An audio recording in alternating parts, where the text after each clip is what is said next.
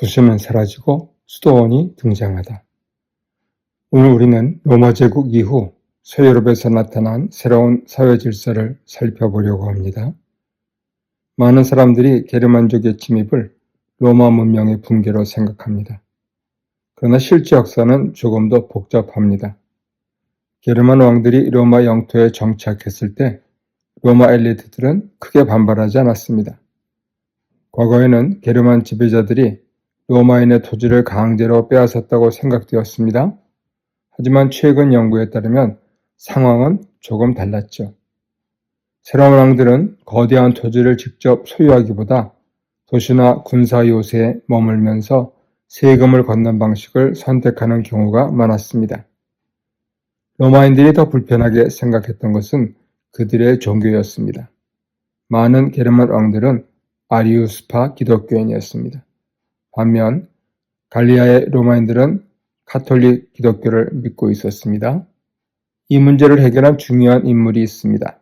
바로 프랑크 왕 클로비스입니다. 클로비스는 처음에는 아리우스파와 가까웠지만 결국 갈리아 주민들과 같은 카톨릭 신앙으로 개종했습니다. 이 사건은 큰 의미를 가졌죠. 이후 프랑크 왕국은 로마 교회와 긴밀한 관계를 맺게 되었고 서유럽 정치 질서의 중심이 됩니다. 흥미로운 점은 게르만 왕들이 로마 제도를 상당히 많이 계승했다는 사실입니다. 예를 들어 법률 제정입니다. 서고트 왕국의 법전은 로마법과 게르만 관습법을 결합하여 만들어졌습니다. 부르근트 왕국도 법전을 만들었고 프랑크 왕국도 법률 체계를 정리했습니다. 이 법들은 대부분 라틴어로 기록되었습니다. 게르만 왕들은 종종 로마 출신 행정가들의 도움을 받아 법과 문서를 작성했습니다.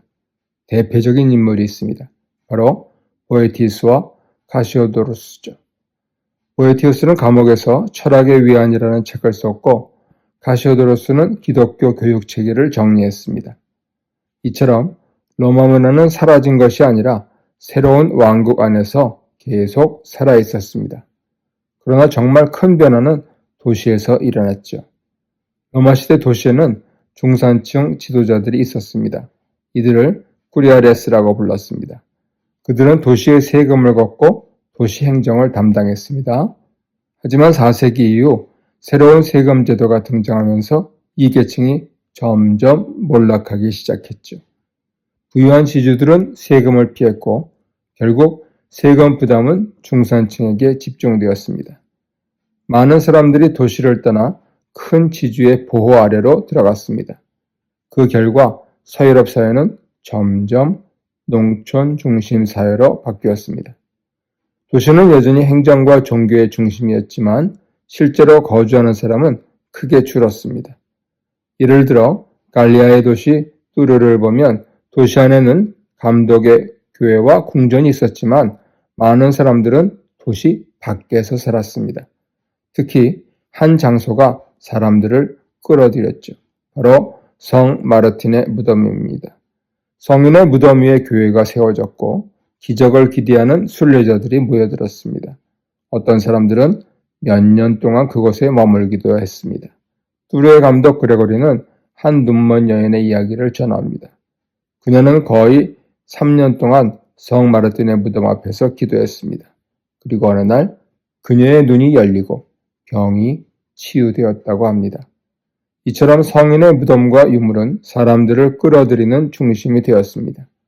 이와 함께 또 하나의 중요한 변화가 나타납니다.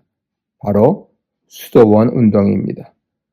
수도자들은 세상의 부와 권력을 버리고 기도와 금욕의 삶을 선택했습니다. 초기 수도 전통은 이집트 사막의 안토니우스 같은 인물에게서 시작됩니다. 그러나 시간이 지나면서 수도 생활은 공동체 형태로 발전했죠. 6세기에 가장 중요한 수도 규칙이 등장합니다.